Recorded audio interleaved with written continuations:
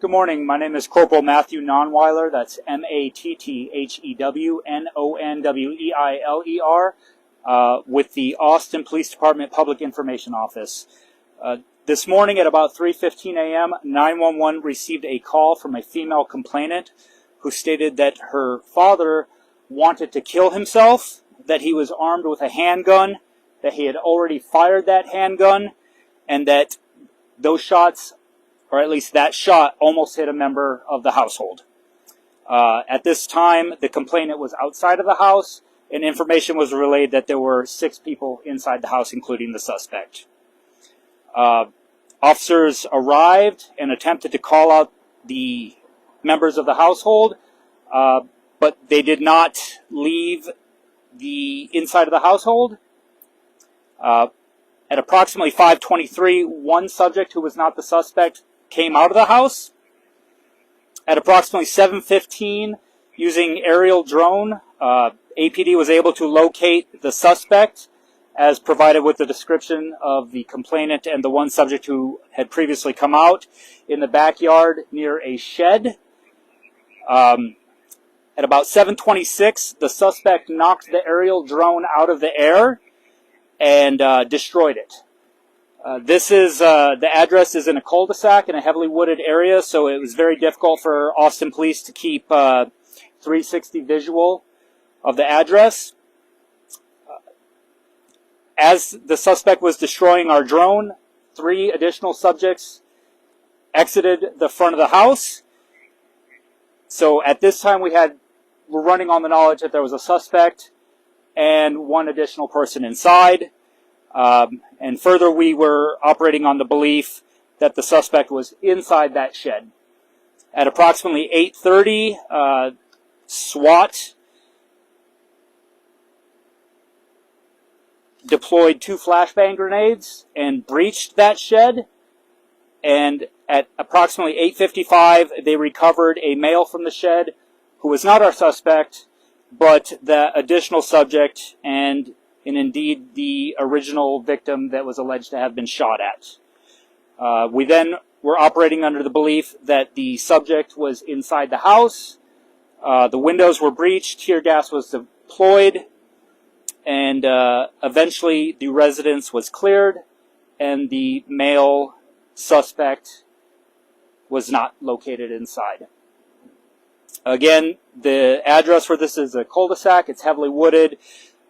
It's entirely possible when the drone was knocked down that he may have taken that opportunity to flee and break our containment, as it was very difficult. Right now, we are operating under the belief that this is an isolated incident. We do not know where the subject is, the male suspect is, but a warrant for his arrest has been issued, as well as a search warrant for the house. That warrant is for aggravated assault with a deadly weapon, family violence. And because this is an isolated incident, we do not believe that there is any threat to the public at large at this time. And at this time, I'll open it up to any questions that you may have. Do we have the name of the suspect? We do, but we're not going to release that right now. Given that there is an arrest warrant issued for him, that's something that you'll be able to get through public records. What's the plan now? What's the strategy for finding him? I believe they're going to go ahead and execute the search warrant on the house, try to find any evidence to corroborate and further that warrant charge. And as of right now, he's a suspect at large. So the original person that he shot at was in the shed? Is that what we're... That is my understanding. Your understanding? Correct. So I guess we're very fortunate in that because there were 6 people that could have been in here. Yes. At no point in time do we think that this was a hostage situation. It's my understanding that they're all related to one another, and for whatever reason, they didn't think that there was an imminent threat to them beyond that initial call of, my father's going to kill himself, and he's been shooting a gun and almost hit one of us. So I can't talk to why they wouldn't immediately run out. That's... Okay. Were they all his children, or...? I don't know the relation between them. Were they talking about him ever doing this before? Does he have a history of mental illness? I don't know about the male suspect's mental history or medical history. Was the victim that y'all found in the shed, was he injured? He was checked out by EMS, and I do not believe that there were any injuries reported. So no one is in need of immediate EMS? Fortunately, nobody's been injured throughout this whole endeavor, to my knowledge. Will they keep looking through the woods, or will they just... Well, right now, a different kind of mode? So right now, they do have a suspect description.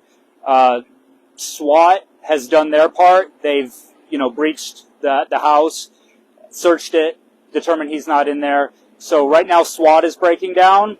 Whether or not patrol will continue to search the area for him, that'll be up to the patrol supervisor to direct. Is he still the weapon on him? We don't know. Are you allowed to say what his description is? I'm not going to comment to that at this point. What caused this to need SWAT involvement?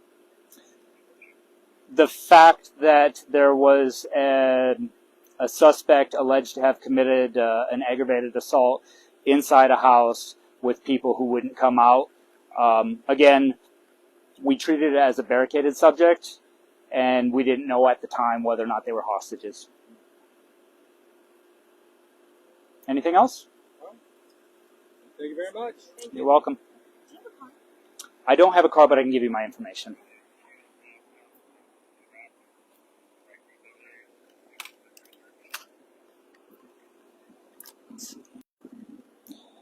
So there's a warrant for his arrest and to search the home?